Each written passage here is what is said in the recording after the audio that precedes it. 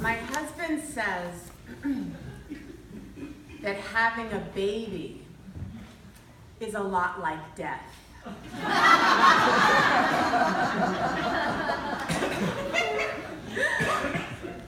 Because you're entering into the complete unknown, and life as you know it is over.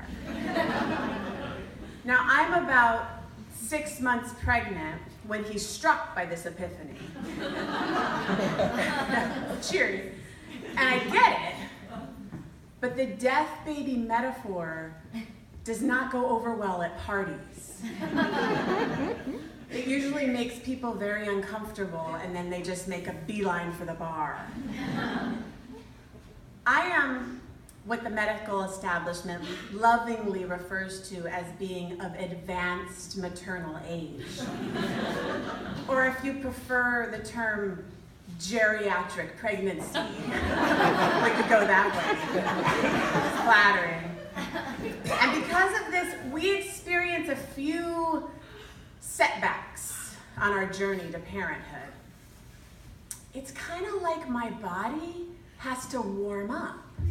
It has to learn how to be pregnant because after 22 years of being hyper-vigilant about not getting pregnant and doing a pretty damn good job, my body is kind of looking at me like, whoa, whoa, whoa, wait a minute here, Dolan.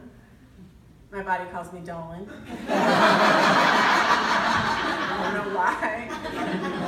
But you're changing the program. Are you sure about this?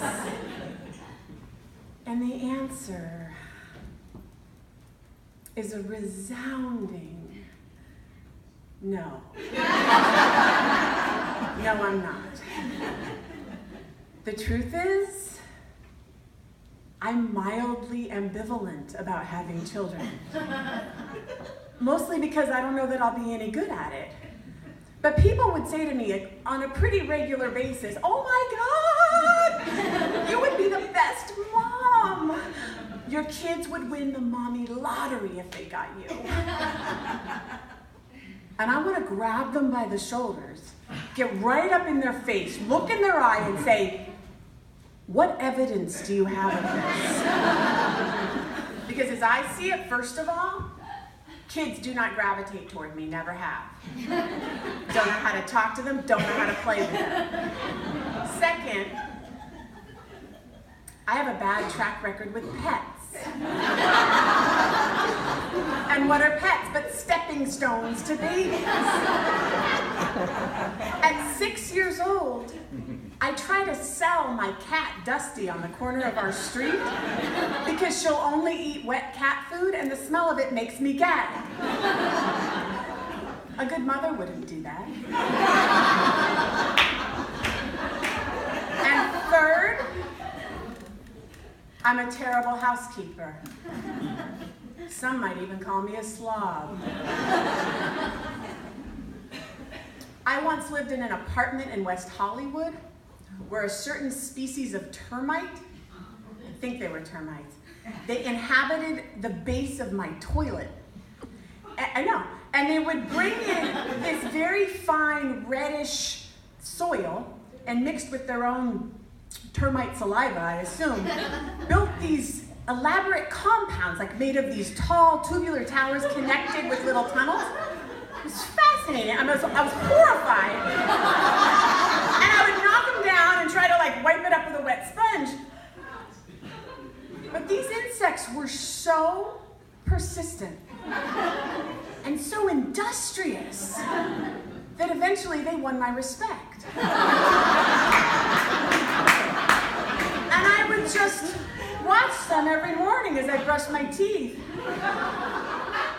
and note their progress.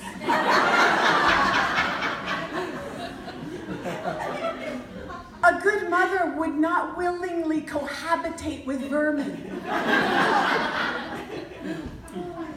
And yet, I have this deep, almost cellular hunch that I'll regret it if we don't at least try. So, I get the book, Taking Charge of Your Fertility, because there's no time to waste. And I learned that it is criminal how little I know about my own cycle, right? And then we start getting pregnant like gangbusters. But I don't stay pregnant. Yeah, and it's about this time that my mild ambivalence transforms into singularity of focus. I want that baby. So our 8-week ultrasounds, absolute nail biters. My husband and I go into the office, we're spouting platitudes. Whatever will be, will be, will be. We're trying to kind of protect ourselves, but it's all bullshit. We're terrified. The technician puts the gel on the wand, sticks it where it needs to go, because at 8 weeks pregnant, you don't get the nice warm gel on the belly ultrasound you see in the movies. They gotta go in. And she starts searching. A few minutes later, she excuses herself to go get the doctor. In my experience, if the ultrasound technician doesn't speak to me, it's not good news. My friends had told me about the fluttery heartbeat. I want to see the fluttery heartbeat. But time and time again, I just see this empty white blob on the screen, and I would like squint my eyes, just trying to make out something. Wait. Couldn't that be a flicker? Or isn't that a spine? It was like the worst Rorschach test ever. And on our 3rd bum ultrasound, I make a silent declaration to that big gray machine. You will show me that heartbeat next time. I say it definitively like I'm Tony Soprano. Complete with steely-eyed glare. I'm fucking crazy is what I am. But for the next few months, every time I drive by the Glendale Adventist Medical Center off the 134 freeway, I give a little nod to my friend, the machine, because we have an understanding.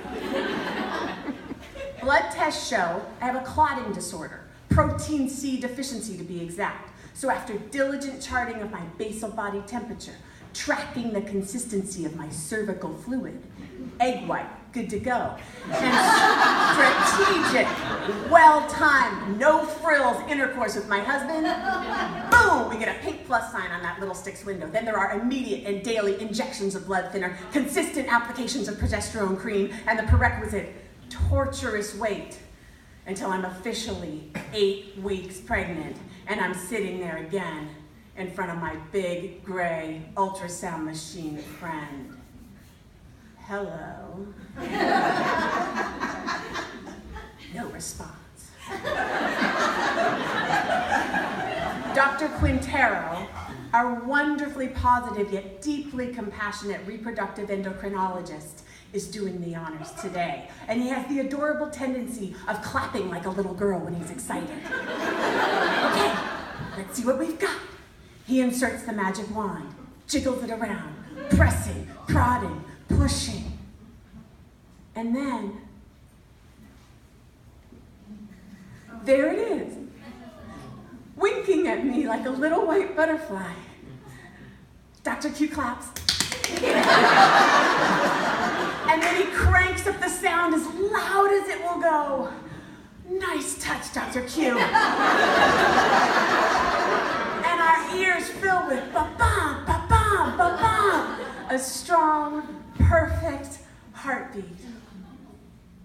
I nod at the machine. And whisper, well done, my friend. But the machine does not acknowledge me. It's not personal, she's all business, I get it. I give her a little pat on the way out. So we're entering into the complete unknown, about to see if the death baby metaphor holds up. Our life as we know it is almost over, but in a good way.